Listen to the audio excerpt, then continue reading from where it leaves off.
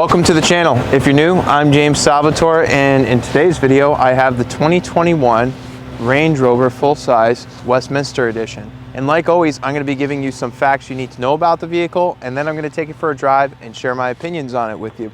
But before we get into the video, be sure to help me out by smashing that like button for the YouTube algorithm, because it really helps us small creators out. And be sure to subscribe and turn on the bell notification so you don't miss out on my future videos. On the channel, I typically do new car reviews, new car comparisons, classics, exotics. So if that sounds like your kind of thing, be sure to stick around. And with that said, cue the cinematics.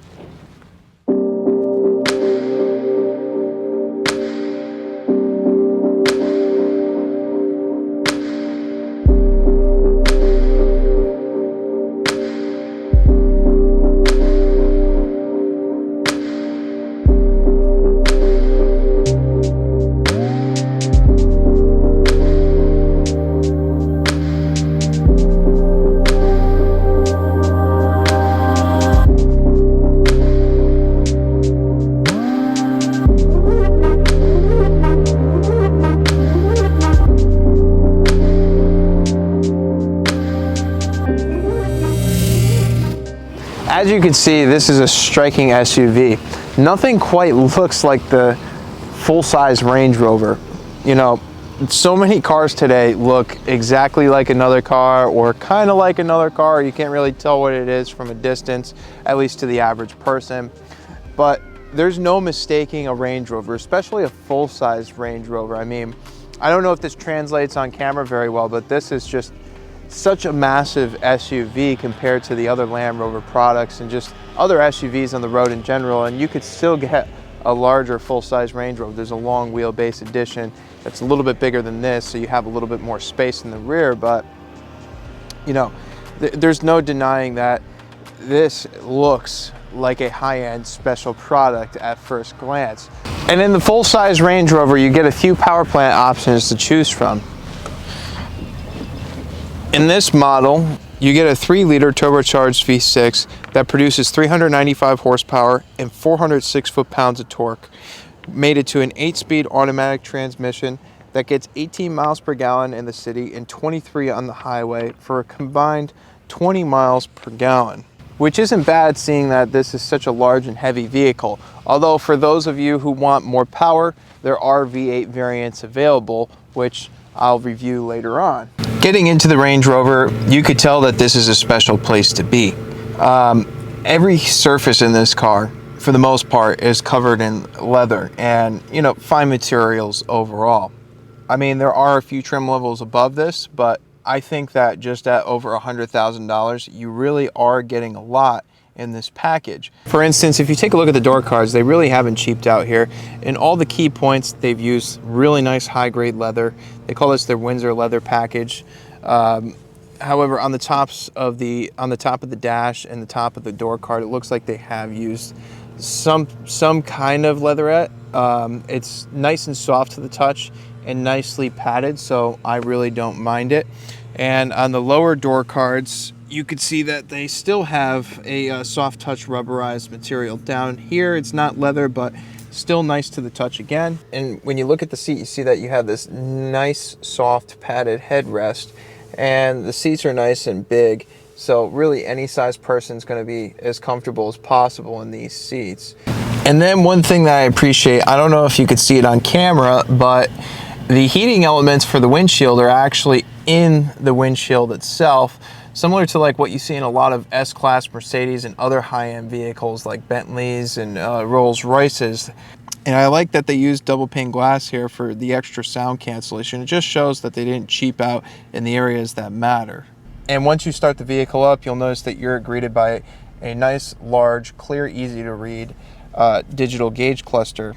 Now, you have a few different layouts. I mean, we're not going to go into all the features, but this seems to be what people care about the most. You have a 2-dial setup that's traditional, a 1-dial where you can display your map and, you know, media information. You have a full map feature, which is nice. You could display whatever media is playing, you know, if you want something that's just a little bit simpler of a look. And then you have driver's assistance. And for the infotainment system in this vehicle, you can see that this is Land Rover's kind of standard system. I mean, this is kind of in almost all their vehicles at this point, and it's a very nice system. It's responsive. The display is nice, high resolution. You have Apple CarPlay and Android Auto as standard, and if you want, there's a few different looks or themes that you could pick from. You have that standard one I just showed you, and then you have kind of like a smartphone layout where you have different like apps and whatnot. The standard maps are pretty good on this vehicle. However, most likely you'll be using Apple CarPlay. But what I think is pretty neat is you do have an off-road information tab where you can go through the various off-roading programs. Seeing that this is a Land Rover product, there's a lot of those. You can see that you have this knob down here which lets you control the off-road mode. You could switch the transfer case into low. You have downhill assist control there, and you have a few different programs. We're not going to go too in depth here because I don't want to bore you guys, but one other thing I like is, you have your HVAC controls here. I like that they're nice and big and clear and easy to read. But what's cool is you push that, put on your cooled or heated seat. I just thought that was a nice touch. And this controls all your HVAC controls here, which is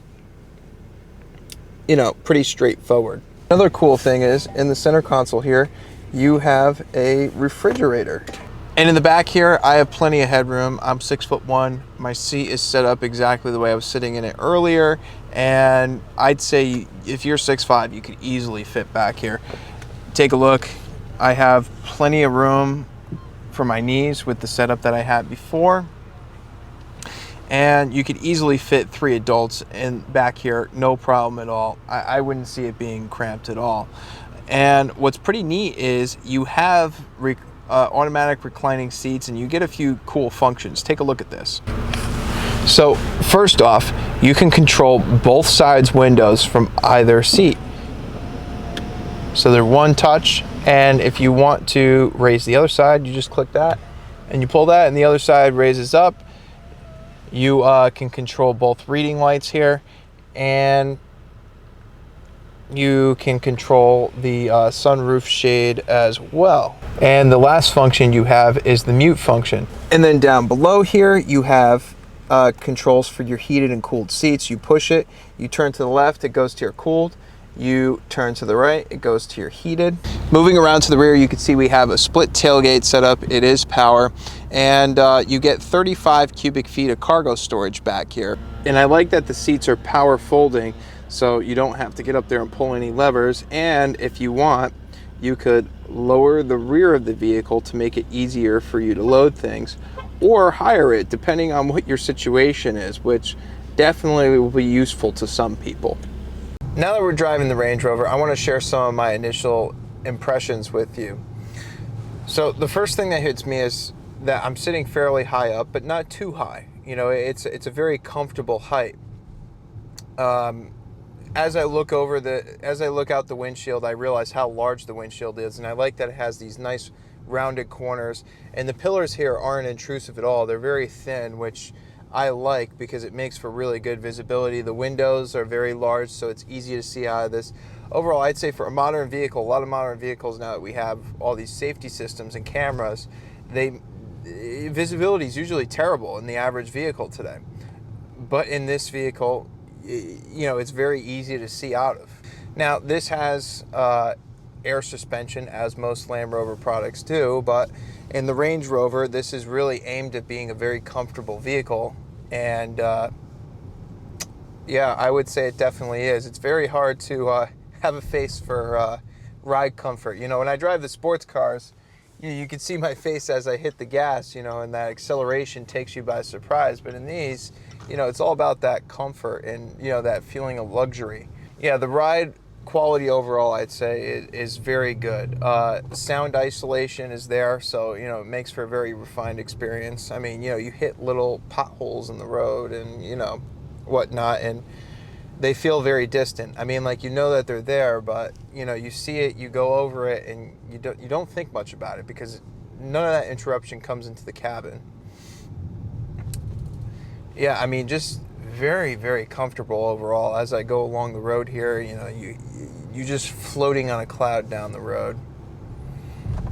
Very similar, to my opinion. You know, I'd say this is very similar to the ride quality that you'll find in an S-Class. So if you're familiar with S-Classes and you're kind of just looking for an SUV that matches that, I would say go with this, because after driving the GLS, I don't really think that the ride quality is quite as good as this. Some of the things that I don't like, I'm not really so much a fan of the piano black trim, as I mentioned earlier. I mean, they call it something like a shadow walnut or something. I think that those high gloss surfaces look nice when you initially get these vehicles, but after a year or even 6 months with them, those surfaces get, you know, all those little micro scratches in them, and then they don't look nice anymore. So I would have liked to see more wood in this vehicle. Now we're going along a windy back road with a lot of potholes. This is not a good road, and I gotta say, it's you definitely feel how large this vehicle is. If you're looking for anything that resembles a sporty driving experience, this is not your vehicle. Definitely go for a Range Rover Sport if you're looking to stay within the Land Rover lineup overall, because, you know, this does roll into the corners. You know, it is a very large vehicle, so it's acceptable, you know, for it to have some body roll. You're not going to be able to drive this spiritedly around turns quickly. This is just not the vehicle for that. This is the vehicle that you go down the road and you waft in luxury. In terms of power delivery, I would say that this V6 does a pretty good job. I mean, it doesn't have a crazy amount of power in terms of, you know, modern standards like you get with the V8. I think the V8 you get like, it's usually 550 or 585 in Land Rover products for horsepower. I don't really think this needs that. I really don't. Pulling away from stoplights, there's no lag in acceleration at all, and it's very smooth. The shifts are seamless. You don't notice them at all. But I mean, like, you know, if you got to make a sudden pass or something, or accelerate a little bit, it actually gets up and goes. You do feel the transfer of the weight every time you hit the gas and every time you hit the brake. You know, the nose does dive a little bit. The nose does pick up a bit when you hit the gas. I don't personally mind that, but I like to be very descriptive, you know, to help you before you actually go out there and spend time to go out to a dealer and try one. But yeah, overall, definitely a very refined experience. The Sport definitely had more control in the body, but the Sport is so much smaller than this. This is just massive. We're in a city environment right now. The roads aren't great. This is Connecticut, so, you know, in the Northeast, our roads suck. And it's just amazing how comfortable this is. Now, I know I said this earlier, and I know it's definitely got to be an option. For a $100,000 luxury vehicle, there should be massage seats in this standard, in my opinion. A lot of lower-end vehicles now do offer massage seats as standard, you know, in the $60,000 to $70,000 range. Around $100,000, there's just certain things that should be standard, and that's it.